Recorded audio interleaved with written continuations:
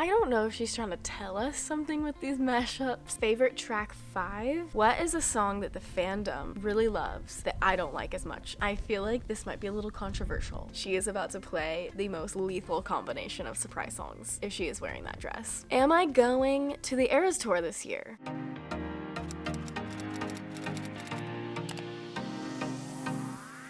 Hello guys, welcome back to the channel. It's Nena. I'm coming to you from a very different place than I usually do. I am out of town for the weekend and I brought my camera along. I've never done any work out here before, but this is my favorite place ever. Me and my family have been coming here for so many years, like my whole life. Today, I just wanted to film a really chill video with you guys and just kind of like have a relaxing chat with you guys. Life updates, Taylor Swift, literally any questions that I asked you guys on Instagram. But anyways, I wanted to show you guys the view because this is literally my favorite place ever. This is my happy place, truly. This is the Colorado River.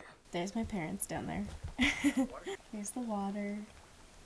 Anyways, I just love being out at the desert, and so my parents were coming out this weekend, so I just decided to tag along and bring my camera with me so I could film a video for you guys. I feel like there's just been so much going on with Taylor Swift, and like the Eras Tour came back, Grammys, Super Bowl, everything. I just wanted to take a little pause and chat with you guys and see how we're doing. And usually when I come out here, I bring my friendship bracelet supplies so I could just, you know, relax, make friendship bracelets. So I will be making a friendship bracelet while I answer some questions, but this was the one I figured out how to make yesterday. My bracelets have been very low-key, and then I saw this tutorial and I'm like, I think I could do that one. Everyone started making like super fancy bracelets in the past, you know, little bit here. So I saw this one on TikTok and it has a bow. Look how freaking cute this is. It has a little bow on the, you know, at the bottom, and then of course it says the Tortured Poets Department. So I will be making another one of these, maybe a different little color scheme. But anyways, this took me way longer than you think. This probably took me like 45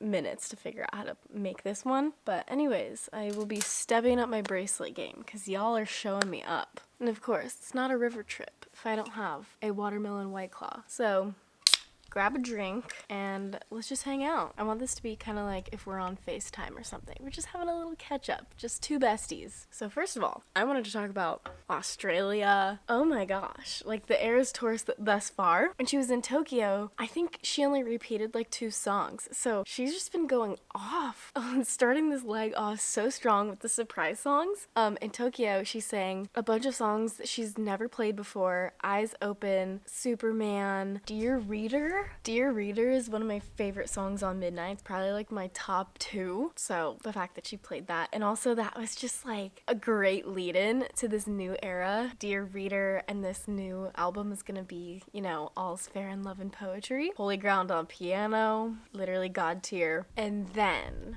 the last 3 nights she's been in Australia, she has been so unhinged, literally going off. I feel like every time I hear surprise songs, I'm like, oh, it's a good one. Like, literally, she could play any song from her whole discography and I would be absolutely stoked about it. But it is fun that it's just kind of like a song you don't know is gonna happen, because obviously everybody, you know, that's going to the tour mostly knows the set list, the outfits, everything about it. And the fact that Taylor is able to keep this one part of the show secret, it's just like so fun. So I did watch the live stream on the first night, I think it was, in Melbourne, just because I was up editing at 3 in the morning, because now the time zones are not working in my favor, which, you know, respect to the international fans because they did that all summer during the US tour, and I literally couldn't even do it for one night. I couldn't do it. But I'm glad I stayed up the first night because Taylor announced the deluxe variant with the new bonus track, The Bolter, so I was able to see that on the live stream, and it was crazy because I was like not expecting her to like do anything like that because she had already announced the new album, and I feel like we are a ways away from another announcement for the re-recordings. But then she played You're Losing Me, like the whole prologue before she started playing You're Losing Me, like this album will kill us. She was saying stuff like, this album reminded me how much I need songwriting to like get me through my life. Like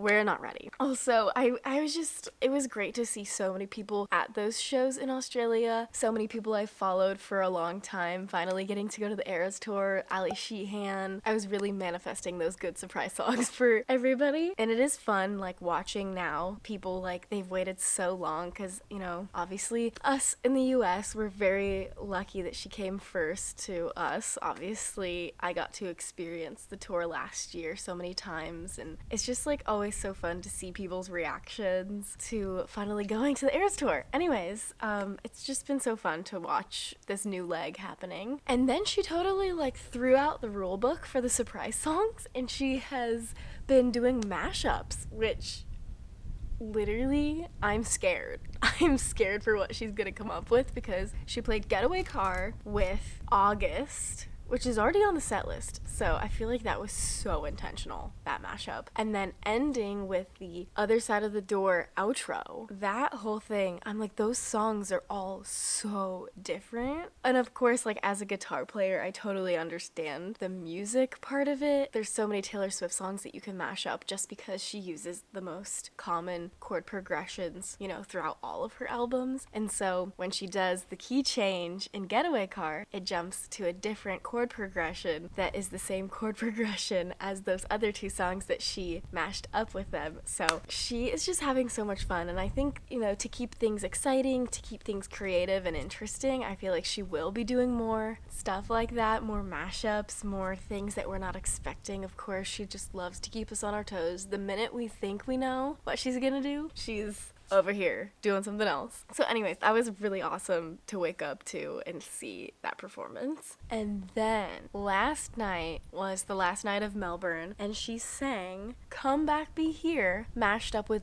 Daylight.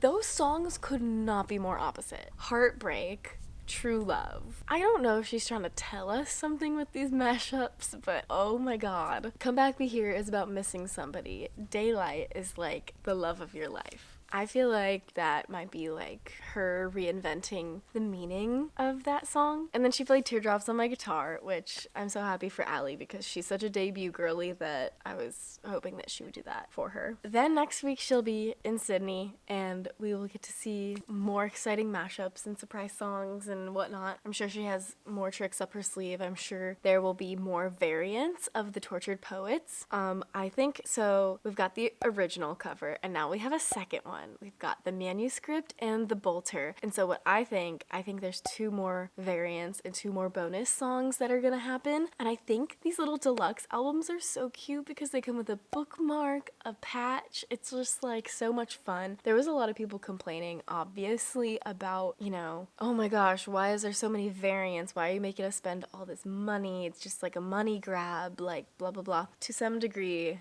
I agree, because it is a lot sometimes, and it is expensive to, you know, get all of these albums just so that you could listen to all the songs on the album. You know, I think it's fun because some people really enjoy collecting merch, and that's, you know, something that I like to do. I like to collect things and like physical like mementos of each era, but I feel like she could do the variants and the different colors and the different covers, but the fact that you have to buy 4 separate vinyls to listen to 4 different songs, I wish she would just put, you know, have the same album for all of them. And if you want to get some other fun colors and covers, then that's a good option. I wish you just didn't have to buy them because a lot of people can only afford to get one or just listen to it on Spotify. Okay, should we get into the actual questions already? Yes. I haven't even looked at these yet, so we will see what they said. I literally just posted a question bubble and said, like, literally ask whatever. So we will see if there's some good questions. What song are you most looking forward to on Tortured Poets? I think I'm most looking forward to hearing the title track because it's quite a mouthful and I am wondering how she's going to fit that into the song, like in obviously like a way that flows, and I know that she will because she always does when she has these like really long titles or complex words or whatever. So I'm most excited for that one. I've heard, okay, here's the other thing. I've heard these like leaks on TikTok, which then I got really worried. I'm like, oh my gosh, the album is being leaked. Like, this is terrible. And then the more I saw them and the more I looked at the comments, the more I think it's it's AI, that it's not real at all, because someone said that there was a similar thing that happened with the 1989 vault. There was an AI version of Suburban Legends, and I went and listened to that, and I was like, oh my gosh, if I had heard this before the vault came out, I probably would have believed that it was real because of how, like, it sounds so real. It sounds like something Taylor would do. And so when I heard these leaks for the new album, I was like, oh my gosh, like this sounds so good and it sounds like her and like something she would write. It must be real. And then in the comments, everybody was like, if this was real, it would have been taken down. Like they would have found this. They would have been on it. But the fact that it's still up on TikTok makes me think that it's not real, which makes me feel better because I do not want to know anything about it before it comes out. I don't want to hear anything. It's hard to avoid when you're just scrolling and you're like, what is this? And then you're already listening to it and you're like,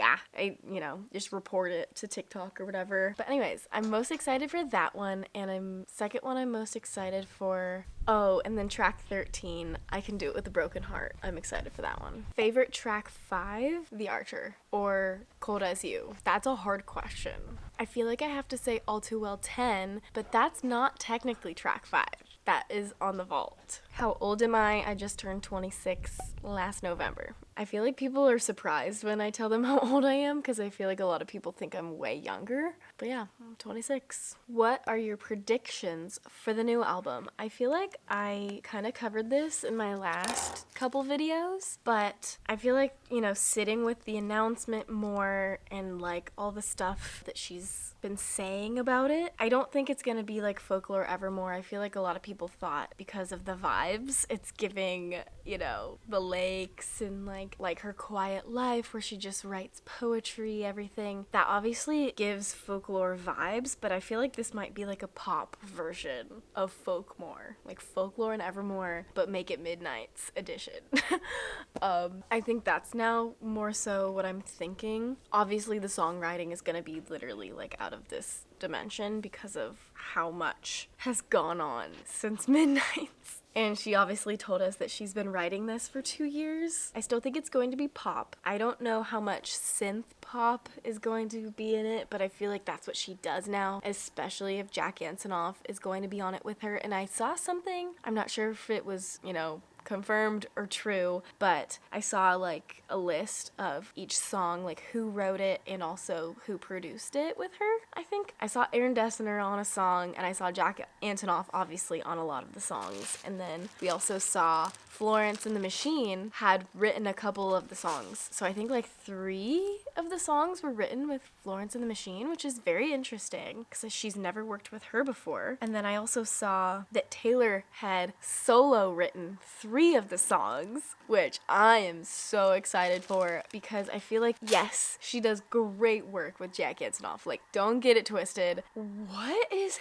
happening? What is happening? Oh my gosh. You guys have to see this. There are a bajillion birds. Look how many birds that is. Oh my god. Oh my god. What? Okay, after that brief interruption by nature, we are back. I am trying to fish out all the letters that I need for my bracelets. I had to buy a new one, so this is the old one. Here's my new one of the letters, but I like to go through here, see if I could find them, and then I will go to the new one because I'm gonna need to use these letters eventually. It's mostly like V, Q, P, like the ones that we don't use very often. I'm surprised that it lasted even this long before I got a new one. But anyways, like I was saying, I feel like this era, the sound isn't going to be something that's like too different, because I feel like Midnight's was a different sound, but it was still pop. Like it wasn't pop like she's done before, but it definitely had a different vibe than her other pop albums for sure. Whenever I have my little tweezers for finding beads, my sister calls it friendship bracelet surgery. Okay. Got them all. Next question. Do you have any tips for someone wanting to start learning guitar? I feel like in the past year, I have moved away from posting guitar tutorials on my channel just because, to keep things growing and to not get burned out. Sometimes things just change and I want to keep being creative, and I feel like I was kind of stuck when I was only doing guitar content. And I feel like a lot of people don't know that that was kind of how I got into creating Taylor Swift content, because I was posting so many guitar tutorials on how to play all of Taylor's songs, and because that's what I like to play in guitar, and there wasn't tutorials for every single Taylor Swift song, so I just thought, why not me teach them to everybody on the internet? So I moved away from that for a little bit, but I feel like I've found a really great way to continue to incorporate guitar into my content with doing my live streams and still being able to teach you guys and talk to you guys who, have been here since the very beginning of my content. But if you are just now wanting to learn guitar or you're interested in it, I highly recommend you pick it up if you have any interest in it, because it's literally the best thing ever. And if you're a Taylor Swift fan, you've hit the jackpot, because all of Taylor's songs are so beginner friendly. I have quite a few videos on,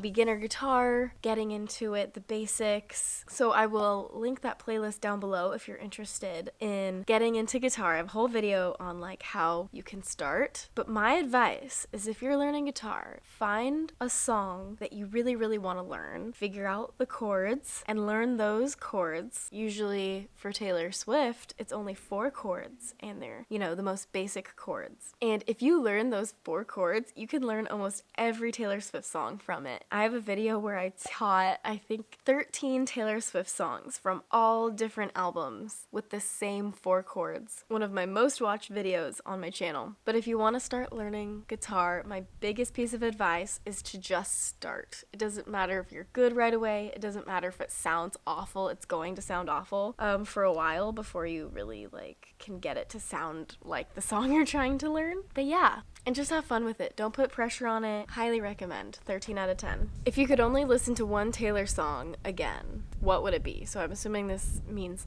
if I could only listen to one song for the rest of my life. Oh my god. Probably You Are in Love. I never get tired of that song. I can't live without every Taylor Swift song. I can't live without any of them. But if I had to listen to one on repeat, that would be the one. Last year, when 1989 Taylor's version came out, I made it my mission to outstream all of the other songs with You Are in Love so that it would be my top song of last year. And I only had literally less than a week between 1989 Taylor's version coming out and when the Spotify Wrapped date ended. And so I literally had it on repeat for probably 4 straight days. Anyways, that is my favorite Taylor Swift song of all time. So probably that one. Someone asked, how are you? By the way, love your videos. That was a very nice question to ask. I feel like a lot of the questions most of the time are about Taylor Swift, which I get it. I love talking about Taylor Swift. But personally, I feel like the new year has been off to a very good start. Last year was chaotic and crazy. It was wonderful, but also a lot of not so great things. So right now, I feel more at peace than I have in quite a long time, so I'm doing well. Have you had a Taylor Nation notice? No, I don't think so. I don't think Taylor Nation has ever liked anything. Way back in the day of the Tumblr era, I had quite a few posts that Taylor Swift liked. I think Taylor Swift liked 3 of my Tumblr posts and reblogged me once, so that is my claim to fame. Taylor has also liked 2 TikToks, so that's exciting. So I have been noticed by Taylor, but I have not met her or anything like that. Have not been invited to anything. And I feel like every day I lose a little bit of hope that it will ever happen, but never say never. What is your favorite surprise song combination and why? Oh my gosh. I'm trying to think of all the shows that I went to. I think it was LA Night 2, the show that I was on the floor, my front row moment. I was trying not to get my hopes up because I was like, I'll like any song. I just really wanted her to play a special song just for me because I was gonna be right there. And she played our song on guitar, which was literally probably the best song she could have played for me specifically because that song was one of the first songs I learned on guitar. That was the first song that I played in front of people. That was like my campfire song. If someone asked me to play a song on guitar, oh, play something. Our song. That was the go-to. And it's just like a song that everybody knows and loves, and so that was like so special.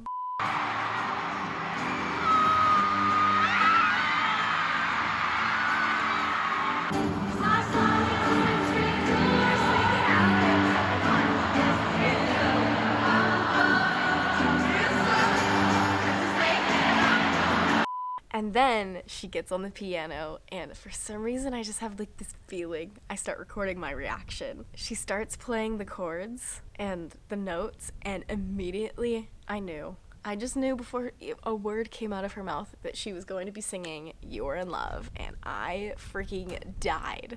Oh my god! Oh my god! That was my top surprise song. Like, what are the odds that song she played at my show when I was down on the floor right in front of the surprise song area, that she was gonna play that song? I literally had a heart attack. Like, I couldn't breathe. I made some really unattractive sounds when I realized what she was playing. So that was my dream combination, and I can't believe. I'm so grateful, so thankful, so blessed that she played that for me. This might be controversial. Okay, this question. What Taylor Swift song do you not like as much as like everybody loves it so much? So the wording of this question is confusing, but I totally understand what they're trying to say. They're trying to say, what is a song that the fandom really loves that I don't like as much as everybody else? And I feel like this might be a little controversial. I respect this song. Don't get it twisted. I love this song, but it is definitely not one that I listen to a lot. It doesn't hit the same for me, and that would be Right Where You Left Me. I feel like so many people, this is like one of their favorite songs ever, and I respect that. It's a good song. I just feel like it's not in my top favorites, especially from Evermore. Like, there's so many songs on the album that I would put above that song, so I think that might be a little hot take there. But Right Where You Left Me, I don't like it as much as everybody else does. I'm not saying I don't like it, because I do. What was your dream job before doing YouTube? I didn't even know that this job was a possibility or this job existed. If you told me in high school that my full-time job would be talking about Taylor Swift on YouTube, I would not believe you. I'd be like, what? I didn't even know that this was my dream job until it happened. But before that, I wanted to own a bakery, and I wanted to call it Nena's Sweet Shop. I don't know why, but like, I had this baking fascination when I was like 11 or 12. I was like really into baking for most of my life. I don't bake as much as I used to anymore because I feel like music became my outlet rather than baking, but I still do love it, and it's been a really long time since I've made anything. But I loved baking and cake decorating, and I totally thought I was gonna own a bakery when I was older. What song makes you the most emotional? I feel like that list is growing by the day. Now that I'm older, a lot of songs hit different than they used to. I feel like when Speak Now, Taylor's version came out, I had an uncharacteristically emotional response to the song Innocent, but usually Last Kiss makes me cry like all the time. If I ever want a good cry at night, like when I'm going to bed, I'll play Last Kiss. This is me trying. That one. Yeah. Oh, also Marjorie. Every time Taylor played that at tour, got me emotional. And Long Live on tour. There's so many.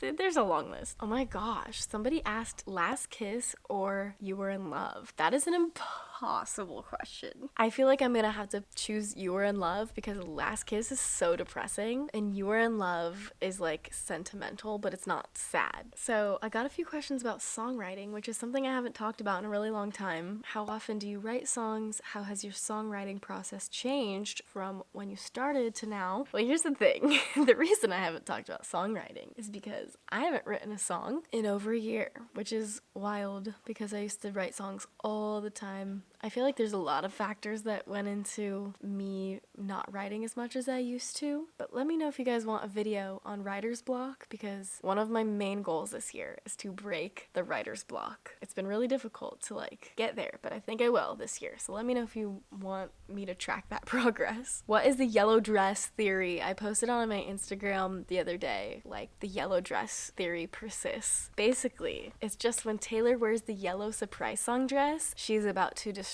you. She is about to play the most lethal combination of surprise songs if she is wearing that dress. I think it's just, you know, it's mostly just a joke, but honestly, I looked up on Spotify, there's a playlist someone keeps adding to of songs that she plays when she's wearing the yellow dress, and every single one I'm like, oh my gosh. So you know it's gonna be a good night if she's wearing the yellow dress. The one time she personally attacked me with the yellow dress was when she sang Would've, Could've, Should've. That was the most unhinged thing ever, and I've never heard so many people screaming the words to a song than when she played Would've, Could've, Should've.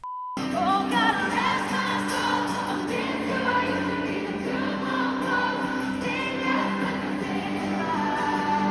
I'm gonna do a couple more here. Do you think she'll continue the tour into 2025 and add Tortured Poets to the set list? She added those dates in Vancouver, Canada. That was the last time she added on dates, and that was way back in October of last year, November, that she added those dates. I feel like this is gonna be it. I don't think she's going to continue to add show dates because this tour is already the longest tour she's done. She's not even halfway through the tour. Like, think about that. That's wild. I think she's gonna be exhausted after. Doing this tour for 2 years is insane, but I don't think she's gonna add this to the Era's set list. The show is already 3.5 hours. 3 hours and 15 minutes, but like if she's doing something special, it's usually like 3.5 hours. So I feel like she will just do the songs from the new album as surprise songs, which is honestly kind of good because then she'll have so many more surprise songs to choose from. And yeah, she said she's gonna be like repeating songs now, but she'll have so many more songs to use for surprise songs.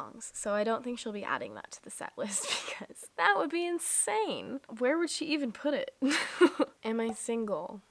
No. General advice for girlies in their 20s trying to navigate life. I love that question, and I don't have an answer because I am also a girly in her 20s that is trying to navigate life. I will say, I am now in the back half. You know, I've been having a crisis about being in my later 20s now, but I feel like recently I've just been like, everything is fine. When I look back, I'm gonna be like, why was I so freaking stressed about, I need to do this, I need to be here, I need to have this much money saved by the time I'm 30, blah, blah, blah. And I feel like I'm now in the mindset of, life is just gonna happen. I know that I'm just going to regret being stressed about it. I'm like, I should have just not worried about it because everything will be fine. That could just be so delusional of me, but I feel like sometimes you have to live in the delusion. Maybe that's my advice. Live in the delusion.